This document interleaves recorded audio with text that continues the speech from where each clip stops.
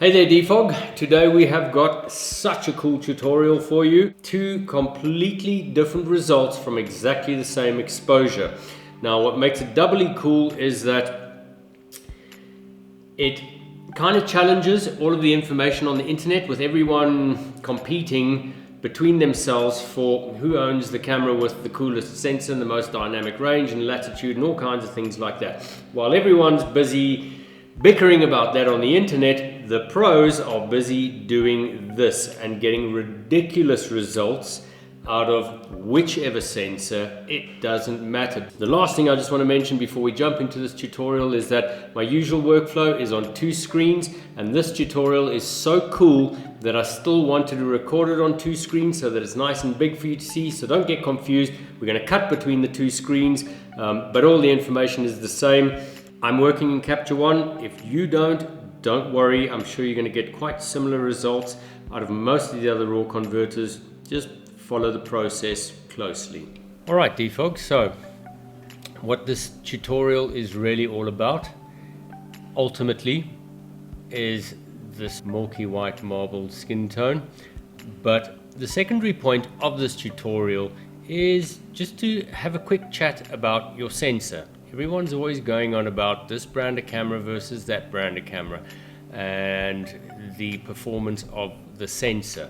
Although a lot of that technical information is valid, the reality of it is that most users will never experience that technical difference on their sensor.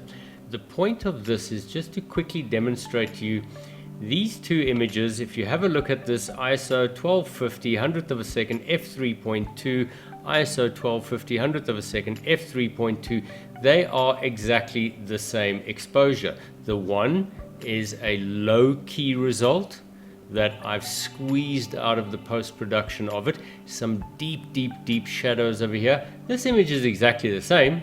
I've just treated it differently in post, because I want completely different skin tones out of it. What's very cool, if you look at these values at the top of the screen over here, and this highlight area that I'm scrolling over, you'll notice that it's around about 200. Let's go over here.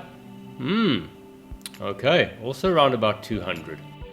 So what I'm doing in essence is that I'm aiming for really good and consistent highlight skin tone values in between the 2 images.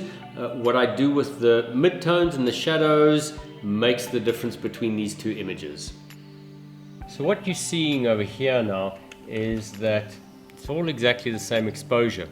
She's maybe slightly turned left or right, which influences the amount of shadow on the body, but the shadow area will be exactly the same because the light hasn't moved. She's moved ever so slightly and the camera's moved ever so slightly, but essentially we're looking at the same exposures and the same highlight and shadow values throughout the shoot. There's a good representation of that's exactly what it is.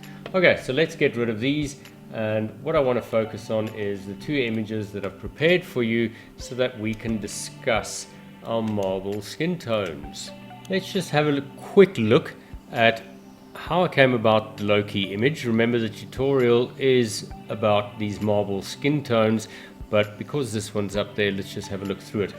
My black and white conversion process, I pushed my Kelvin settings quite high so that I've got a yellow image, and then I manipulated my yellow and red sliders. I'm not going to go into a lot of detail about that. That's a whole tutorial on its own. If you're uncertain about what I'm talking about, yellow has a big influence in your black and white conversions when you're working with skin tones. Okay, lastly and most importantly, I dropped my exposure by about 1 stop. I increased my contrast quite dramatically to give me the deep shadows and to try and open up my highlight areas a little bit more. And then I adjusted my brightness, which tries to concentrate more on mid-tone areas. But in a situation like this, where I've manipulated the skin tones in the way that I have, this ended up as the combination: drop it to get deeper shadows, increase the contrast to make sure that I try and pull my highlights over to the side a little bit more, and then my brightness, I opened up my brightness.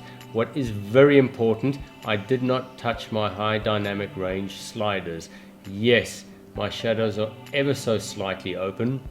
That's just to compensate for the very high contrast that I've got going on over here. I needed the high contrast to open up my highlights again, but then I found that it got too hard in the shadows, so I just softened the shadows slightly.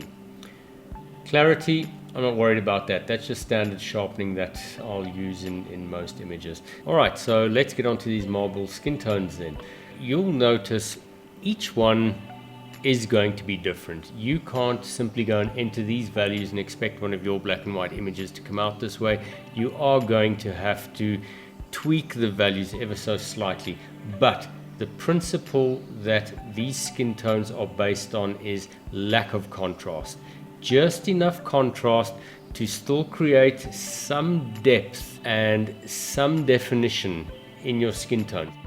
Okay, so if you've got an image that you shot with very flat light, don't worry, your values are going to be different, but the process will still be quite similar. I chose to shoot mine with a very contrasty side light so that when I flattened the image out, I knew that I would still have quite good definition in the shape of the body. So what you're going to notice then is I took all of my contrast out. I increased brightness generally affects the mid-tone areas more than what it affects the highlights and the shadow areas. So I flattened everything out completely with my brightness also, and then to compensate I just dropped my exposure ever so slightly, 1/4 of a stop, just so I didn't burn out my highlight areas of the skin tones. More than that, the big change comes in high dynamic range sliders. I increased my highlight slider completely. So in other words, I've assisted the image to retain as much detail as possible in the highlight areas. That's obviously helping to create as flat an image as possible. My shadow slider, I'm just going to adjust the shadow slider. I'm going to take that out completely so that you can see the difference in the image when I don't have my shadows opened. It looks a lot closer to a natural image. So by opening it completely, I found that it lost too much definition in the skin, and going about halfway, I thought halfway for me very much felt like a marble skin tone, almost becoming translucent but still retaining enough contrast. Again, clarity, I'm not going to go into that because that's just the sharpness of the image, and I chose not to make any adjustments in the levels whatsoever. As far as my black and white conversion is concerned, nothing out of the ordinary, and as far as my Kelvin is concerned, nothing out of the ordinary there either. Alright, so what I want to reveal to you next, after going through creating a super flat image, is where the secret to creating these skin tones comes from. Now, for me, you need dark areas in the image. You need shadow areas in the image. Here we go. Here's where the secret lies, and it's in your local adjustment areas. So the layer that I have added to this image is a shadow detail layer. Well, I've just called it a shadow detail layer. I'm going to switch that off, and let's have a look and see what it does to the image. Right. Everything is really flat, really light.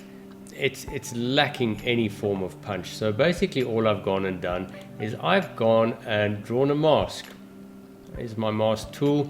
If I run my brush over this, you'll see these areas that are coming up in red. That's where I've drawn a little bit of a mask. So it's over the clothes, it's over the hair, the lips ever so slightly. Areas that need to be slightly darker, that are shadow detail areas.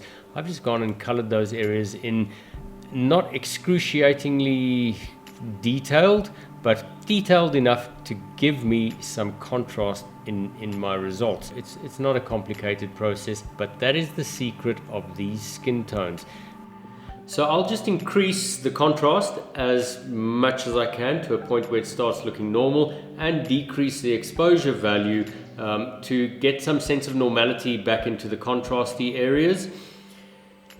If you are one of those who don't work in Capture One, don't get too depressed. I'm sure you can just export 2 different versions of your file and then layer it up in Photoshop and use the contrasty bits that you need to bring the image back to normality.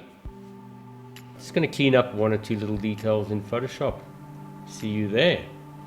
I think all but the sneakiest pros are sitting there picking their jaws up off of the table and shaking their heads, because if I didn't do this myself, I would say that it was 2 completely different lighting setups and 2 completely different exposures.